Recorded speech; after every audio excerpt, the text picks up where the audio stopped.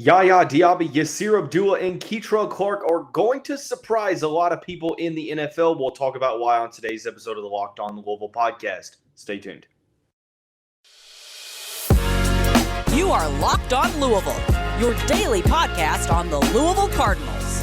Part of the Locked On Podcast Network, your team every day. What's going on, everyone? Welcome back into another episode of the Locked On Louisville podcast. I'm your host, Dalton Pinch. Joining me today, my good friend, frequent guest of the show now, football recruiting analyst of the state of Louisville.com, Grant Mulligan. Grant, what's going on, man? Great to be here as always, Dalton. Thanks for bringing me on. Of course, man. I told you all that I would have him back to discuss the results of the NFL draft. We're going to do that now. Unfortunately, there was a little bit of delay in schedule. I was traveling here and there. But nonetheless, we're back. First up, the first Cardinal taken, Grant, YaYa Diaby, a player that you thought was going to go higher than maybe it was previously thought was going to happen. He ends up going in the third round to the Tampa Bay Buccaneers. What are your overall thoughts on this selection for Tampa Bay? What kind of a player are they getting in YaYa Diaby?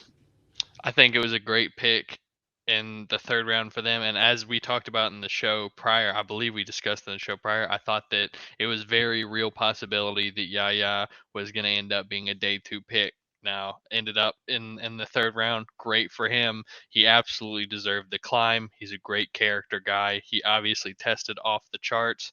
I think one of the things that teams were maybe a little concerned about was that he was a bit of a late bloomer from a production standpoint, but the work ethic was always there. He was persistent.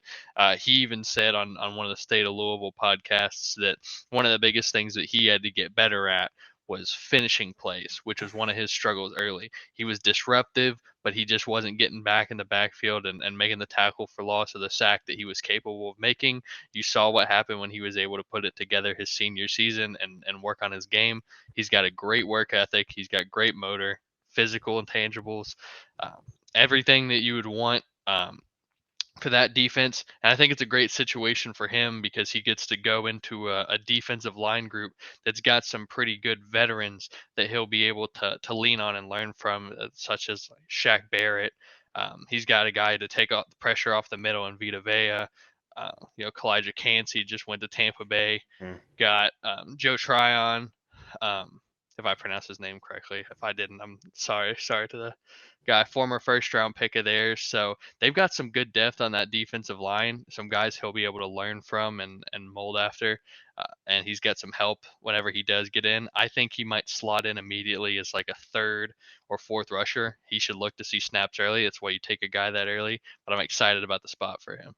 I do think that this is a nice spot, especially with the scheme in place. I do want to ask you, though, with the scheme, sort of like the one that he played at Louisville with that 3-4 base package, do you think that he sort of translates to playing that same role he did in college? Do you see an instance to where he's ever like on the line through the majority of the snaps in a sequence, or is he more of kind of a outside weak side linebacker? I think whatever role they have him in, he's going to be a rush player. He luckily offers that flexibility in which he's played that 3-4 end role. So he can kick inside or he can mix into some disruption on the interior. Luckily, the state of that defensive line doesn't seem like it's going to have to ask him to do that.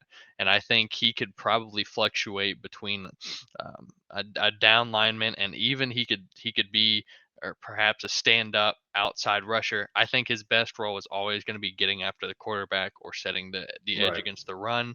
I think that he landed in a defense with a creative defensive head coach who's going to be able to use him in multiple packages, whatever is going to help him get at the quarterback the best. But I think that his versatility and what he's played in the past is going to allow him to be able to be moved along the line. But to really answer your question, I think his best role, he might be ending up a stand-up rusher, but he'll be on the line somewhere and he'll be getting after the quarterback. Just looking at the body of work from this past season, I feel like he really helped his draft stock. Number one, he showed he could stay healthy. Absolutely. Number two, I think that the production was there. In a defense, obviously with Yasir Abdullah, these two were one of the most lethal tandems in all of the conference. You feel like when you look at a player like YaYa Diaby, 14 tackles for loss, 9 sacks on the season, 37 total tackles, 4 quarterback hurries, 2 recovered fumbles, third team All ACC. I saw somewhere where there were some scouts questioning why YaYa Diaby wasn't, thought of as an elite NFL prospect, and it kind of made me wonder what is your opinion as to why Diaby, wasn't, it seems like he's got the statistics to back it up, but obviously it's about progression. What is it that, Right. might hinder his or may have hindered his draft stock coming into this draft? Like I said in the beginning, the production really didn't come on in full force until his last year, and I mean it took him some time to really grow into that role. And for some NFL teams, they worry if that's going to be his peak. Yeah, if it took him that long to flourish and he didn't exactly have the production immediately. Now, and there's also he's not the biggest, he's not the tallest. Some might see him a bit as a tweener, as he is in that 6'3", 260 plus range. That kind of makes it hard to determine, well, is he a true hand in the dirt end edge? Because can he play some in the inside? Do you have to kick him outside to a stand up rush role? So he kind of falls in that in between in terms of body typing, but obviously none of them scared him off too much to not make him a day 3 pick. One of the things that I feel like Indianapolis was really good for him, because I can see a guy like that interviewing really well with teams, not just the athletic testing, which obviously he was a superstar at the combine in terms of actual testing, but the work ethic has really paid off for him. And it led, he could have continued to be a 3 sack guy, being disruptive but not finishing plays. But he challenged himself and he challenged others on that defense to better themselves. And the Tampa Bay Buccaneers got a great player. I definitely agree there. I mean, I think that there's a reason why Bruce Feldman had him on one of I think it was the freaks list The freaks list, yes. before the season. I think that, he is a guy that, I mean, the physical um, measurements stand out. Obviously, the testing helps as well. I personally think he's going to be one of those players that you look at, a couple years down the line, and it's like, why was this guy a third round pick? And I don't want to say that because I'm a Louisville fan and I cover the team and I hate, this whole notion of, oh, every former Louisville player is going to be a sleeper in the draft and every recruit that Louisville gets is a diamond in the rough. I know that that's not reality, but when I watch YaYa Diaby play, like I truly get, those vibes. Obviously scheme fits. And going to this defense, a defense that has the veterans, especially on that defensive line, like Vita Vea, the veterans in the linebacking core. And then also, I think the scheme itself, being in that 3-4 to where he doesn't necessarily have to be a traditional defensive end, but more so a weak side linebacker hybrid to where, he can be a situational pass rusher. What do you think YaYa's ceiling is in the NFL? I think his ceiling is absolutely going to be a double digit sack guy. I don't know if he's ever going to be like the Nick Bosa or TJ Watt, where he's getting 15, 16, 17, 18 sacks per Right. year, but I think he's going to be a really solid contributor. He's a guy who you can really count on to get out there and pass rush situations, and a really good year for him is going to look like 10 sacks, maybe 11 sacks. And I think if he's really finds his footing at the next level, his floor is going to look something like 5 sacks to 6 sacks, which is, if you get that out of a rotational edge rusher, you've got a successful piece. So I think a high level player, not sure if it's an all pro world beater depoy player, but I think his ceiling could absolutely be a very stout presence and a long term fixture on a defensive line. I think his physical measurements and his size mixed with his speed and athleticism, I think it raises his floor a little bit.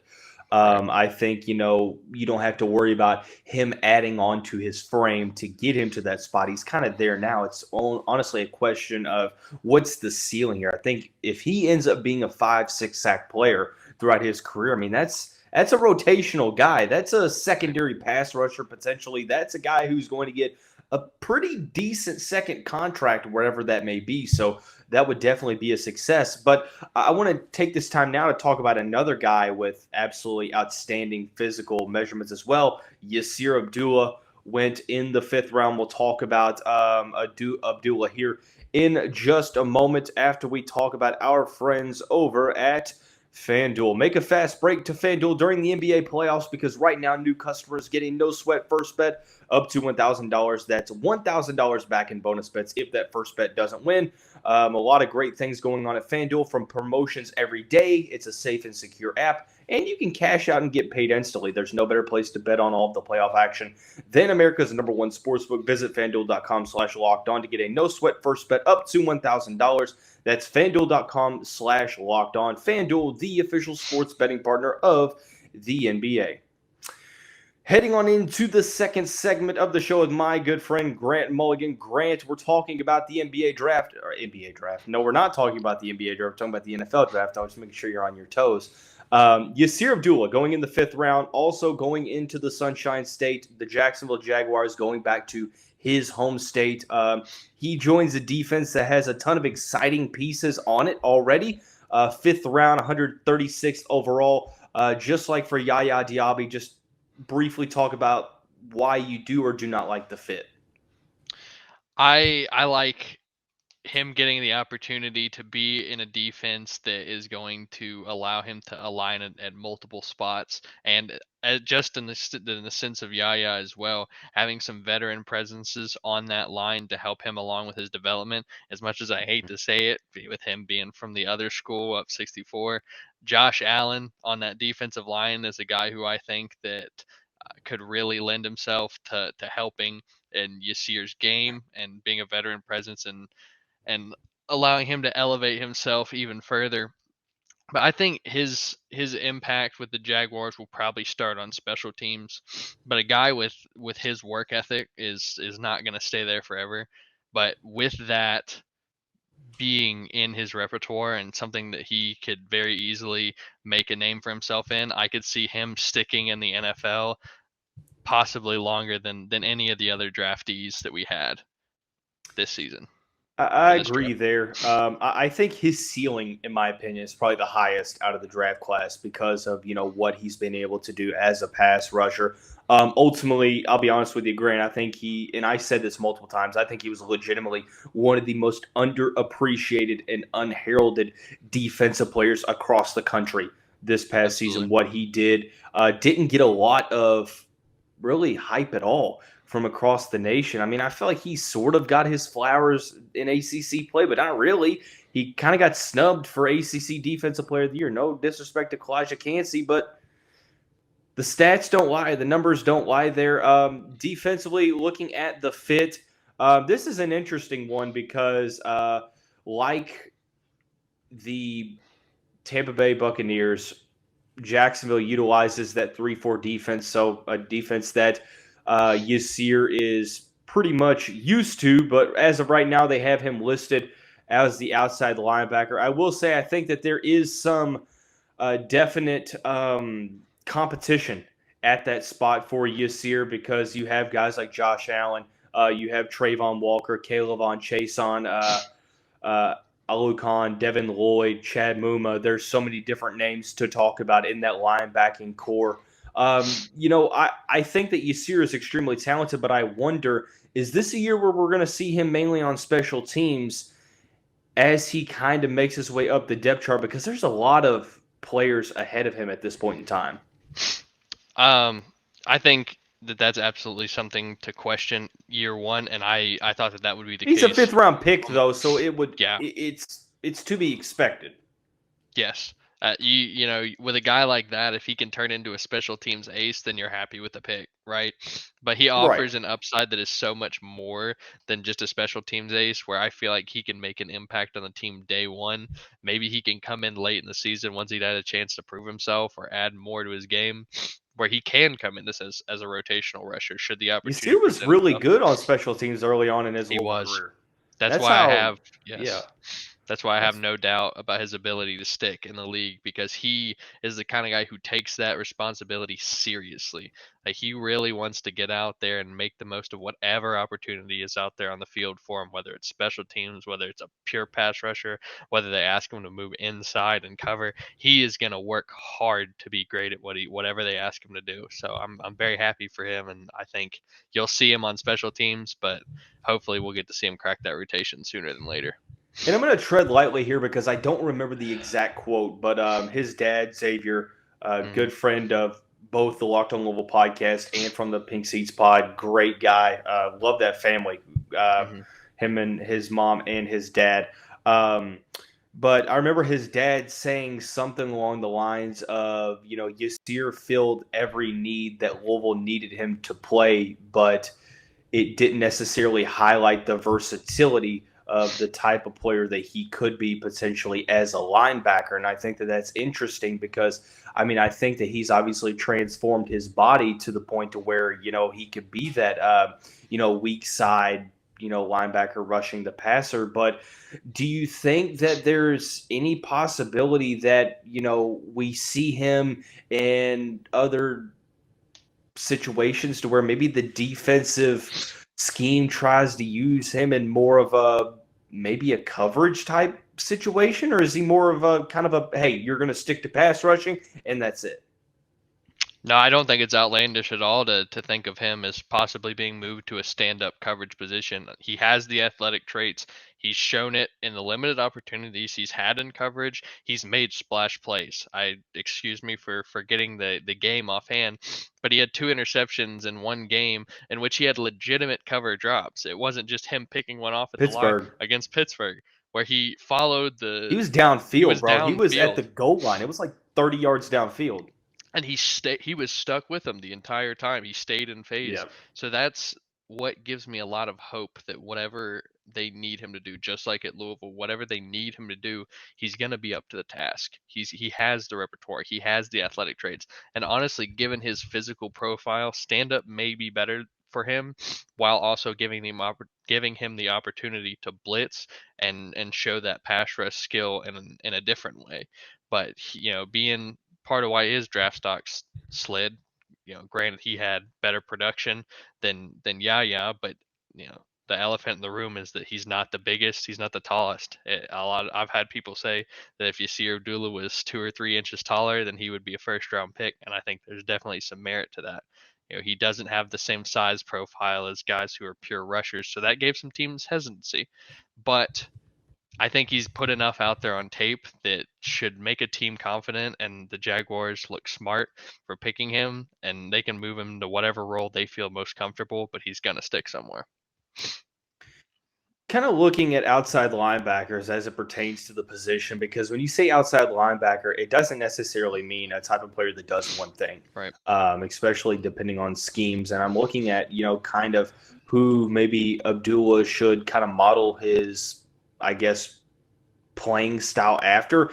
And one player that I kind of keep coming back to is Roquan Smith, with obviously now the Baltimore Ravens, but formerly of the Chicago Bears. Yes. Was that where Roquan came? Predominantly a pass rusher, but has also shown the versatility to where he's solid in the run, but in certain situations can drop back and defend through the air as well. Obviously, might not necessarily end up as good as Roquan Smith. I'm not saying that he's going to turn into Roquan Smith, but every time I watch Yasir, I think I kind of see them side by side and think he reminds me a lot of Roquan Smith as well.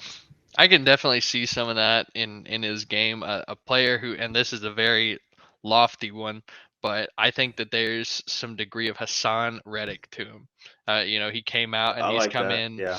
Obviously he's had some serious impact for the Eagles. But if you remember back very early in his career, back when he was with Arizona, they had him pegged as an off-ball linebacker, and it took him a while to really start to hit his stride. He didn't really click there. He came to Carolina. He really started to take off as a player, and then he signed that big contract with the Eagles, and he showed them why they're right. It took a minute, but their style of play give me a lot more similarities, and that they can both play that off ball role, and they can both pass rush. And it could be an inverse situation where he starts as a pass rusher but moves out to an off ball linebacker, and that works better for him. But I think it's one of those where you got to find which one works better for the player. But I think the pass rush upside, should that be where he fits best, I think we could get something in that realm. Again, very lofty expectation. Obviously, Hassan Reddick was a very productive player, but I'm thinking there's some similarities in the game in terms of Yasir and Hassan Reddick. Sure, I definitely agree there. I want to take this time now to talk about the other Louisville Cardinals that was drafted. Kei'Trel Clark went to the Arizona Cardinals in the 6th round. We'll talk about that here in a second. I want to thank you all first for making us your first listen of the day. Just a reminder that the show is free on all streaming services 5 days a week. Your team every day. Going on into the final segment of the show, Grant Mulligan on this episode of the show discussing the NFL draft. The final Louisville Cardinal that went in the draft, Kei'Trel Clark, 6th round to Arizona. I think this is possibly maybe the best fit for any of the 3 drafted. And what I mean by that is the opportunity to get early playing time. Yes. Because if you look at Arizona's secondary was very rough, and there's rumors that Budda Baker's not happy. You look at the cornerbacks, Rashad Fenton and Marco Wilson are the starting cornerbacks. But after that, Garrett Williams, a guy that they just took in the draft from Syracuse in the 3rd round, so on and so forth. It seems like there's going to be an interesting situation where we could see Kei'Trel Clark playing maybe sparingly in year 1. I think it's given the lack of depth at the Arizona secondary, especially after losing their top coverage player in Byron Murphy, and Garrett Williams, while a very talented player, and I think he has a lot of upside in this league, is coming off a torn ACL. He may not be 100% by the time week 1. I hope that he is. Again, I think highly of him as a player, but this could be, like you said, this could be the situation that Kei'Trel sees the best chance of having early playing time. He has a more linear path to it than either YaYa or Yasir do, but you also wonder about what kind of development he can get just strictly from that room. There's not a lot of established veterans. Of course, you got Budda Baker, but there's the trade rumors and what may unfold there is that he may be thrust into a situation. I just don't want to see him put in a position to fail early on, which would lead to them losing confidence in him, or him losing confidence. The fine line. Exactly. But he does have an opportunity to command a role at the very least on special teams, and a rotational guy very early in his career. And I think that he has the opportunity to take full advantage of that. Again, I worry about what the room looks like and what the team is going to be like around him. What the guidance is like veteran-wise at the position. Do you put it this way, Grant? I thought that in 2021, before he got hurt, that Kei'Trel Clark was bound to be a day 2 NFL draft pick, despite the size limitations there. I thought he was that good. This past season had some moments where, I think cornerbacks are going to get beat every now and again. Right. It is what it is. What do you think about the whole narrative that he's too small of a cornerback? And do you think that that may lead to NFL defensive coordinators trying him out in the slot rather than as a boundary cornerback? You know who doesn't think he's too small? Kei'Trel Clark. Kei'Trel Clark he plays like Dalton Pence doesn't think he's too small. No. Grant Mulligan doesn't think he's too small. Kei'Trel Clark doesn't think he's too small. No, he's a guy who plays with a ton of confidence. And it's one thing that I always really respected about his game is because despite being a smaller player, he was unafraid completely of going toe to toe with the big guys and having success. Early in his career, he was getting pass breakups against tight ends or more sizable receivers, and he gets in some real physical contested situations and comes out the winner despite his size. Now, granted, at the NFL level, that's going to be tested a lot more, and probably given his skill set and physical capability or physical attributes, he may be better off in the slot. But he's not a guy who is small and plays small. He's a smaller guy who plays big. He's got a lot of confidence in himself. He's not afraid at the catch point. He doesn't panic. He goes in there knowing what his talent level is and what he can bring. And if he loses, which could happen to anybody. But it's not going to be because of lack of confidence or for not playing up to it. I got a lot of respect for the human being that is Kei'Trel Clark, and I really hope he gets his chance to shine in Arizona. I was blown away by that confidence at Louisville Football Media Day 2 years ago, and maybe blown away is not the right choice, but I think sort of I don't even know how I'm trying to say what I'm trying to say. I was, like I respected and I'm not saying that players don't have confidence, so Kei'Trel having confidence was odd. I'm not saying that. I was just kind of, even with Kei'Trel being as good of a player as he was, he was still like very hesitant to take any personal credit, hesitant to say, to accept his flowers despite having that confidence. He shows that, he wasn't necessarily, content with where he was and knew that there was room for progress and obviously that hunger there as well. And, he was one of my favorite interviews, when I was on the Cardinal Sports Zone football beat. So I definitely understand that. Grant, great having you on as always. Obviously, I told you all this episode was coming, so I'm glad that we could put this into motion. But talked about why Yasir Abdullah, YaYa Diaby, Kei'Trel Clark are primed to get a lot of people surprised, or to have a lot of people surprised, coming out of the NFL draft. But to find my work, to find Grant's work, obviously our Twitter handles are in the graphic below. Be sure to check Grant's work out at thestateoflouisville.com. All the great people over there. But that's going to wrap up today's episode of the show. Everyone have a great day. We'll see you right back here very soon.